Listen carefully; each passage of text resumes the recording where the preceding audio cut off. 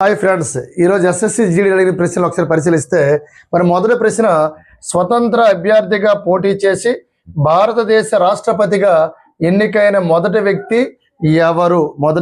ఎవరు? వివి గిరి, జాకిర్ హుస్సేన్, ఫక్రుద్దీన్ అలీ అహ్మద్, రాజేంద్ర ప్రసాద్ ఇవ్వడం జరిగింది సార్. మరి స్వతంత్ర అభ్యర్థిగా పోటీ చేసి రాష్ట్రపతిగా ఎన్నికైన మొదటి వ్యక్తి ఎవరు సార్ అంటే గుర్తుపెట్టుకోవాలి, వివి గిరి ఈజ్ రైట్ ఆన్సర్.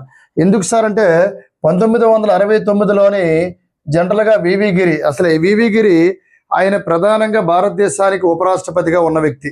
మరి ఉపరాష్ట్రపతిగా ఉన్న వ్యక్తి రాష్ట్రపతిగా ఎలా అవకాశం వచ్చిందంటే, జాకిర్ హుస్సేన్ తక్కువ కాలం పనిచేసిన రాష్ట్రపతి, పదవిలో ఉండగా మరణించిన రాష్ట్రపతి, తొలి ముస్లిం రాష్ట్రపతి.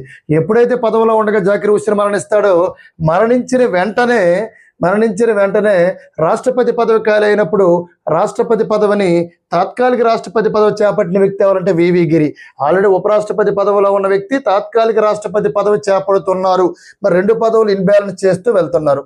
అప్పుడు రాష్ట్రపతి ఎన్నికలు త్వరలో జరుగుతాయి కాబట్టి నేను ఎందుకు ఉపరాష్ట్రపతిగా ఉండాలి, తాత్కాలిక రాష్ట్రపతిగా చేయాలి, నేనే రాష్ట్రపతి పదవికి పోటీ చేస్తే బాగుంటుందనే ఉద్దేశంతో వివి గిరి అనే వ్యక్తి ఉపరాష్ట్రపతి పదవికి, తాత్కాలిక రాష్ట్రపతి పదవికి రాజీనామా చేసి అప్పుడు ఎన్నికల్లో దిగుతాడు, ఎన్నికల్లో పోటీ చేస్తాడు. ఒడిశా రాష్ట్రం బరంపూర్లో పుట్టిన వ్యక్తి, స్వతంత్ర అభ్యర్థిగా పోటీ చేసి గెలుపొందిన వ్యక్తి ఎవరంటే వివి గిరిని మనం గుర్తుపెట్టుకోవాలి. ఇతను ఫక్రుద్దీన్ అహ్మద్ అలీ, ఎక్కువ కాలం పనిచేసిన రాష్ట్రపతి ఎవరంటే డాక్టర్ బాబు రాజేంద్ర ప్రసాద్. ఇతను రాసిన పుస్తకం ఇండియన్ డివైడెడ్ అని మనం గుర్తుపెట్టుకోవాలి, ఇండియన్ డివైడెడ్ అని మనం గుర్తుపెట్టుకోవాలి. మరి అదే విధంగా తీసుకుంటే ఇక్కడ జాకిర్ హుస్సేన్ గురించి మనం మాట్లాడాం. ఇదే పేపర్లో ఎస్ఎస్సి జీడీలో ప్రధానంగా తీసుకుంటే జాకిర్ హుస్సేన్ మీద క్వశ్చన్ అడిగాడు, ఫక్రుద్దీన్ అహ్మద్ అలీ మీద క్వశ్చన్ అడిగాడు. మరి అదేవిధంగా 7వ రాష్ట్రపతి ఎవరు అడిగాడు. అదేవిధంగా తీసుకుంటే ఈరోజు జరిగిన షిఫ్ట్లోని చనిపోయిన తర్వాత రాష్ట్రపతి పదవిలో ఉండి చనిపోయిన వ్యక్తులు అడిగాడు. ఇది సార్ రెండవ ప్రశ్న పరిశీలించండి. చక్రి ఏ రాష్ట్రానికి చెందిన ప్రసిద్ధి జానపద నృత్యం అడిగాడు. మరి దీని చిన్న కోడ్ చెప్తాను చూడండి సార్. కోడ్ ఏంటి సార్ అంటే కేజీ చారి అని కోడు.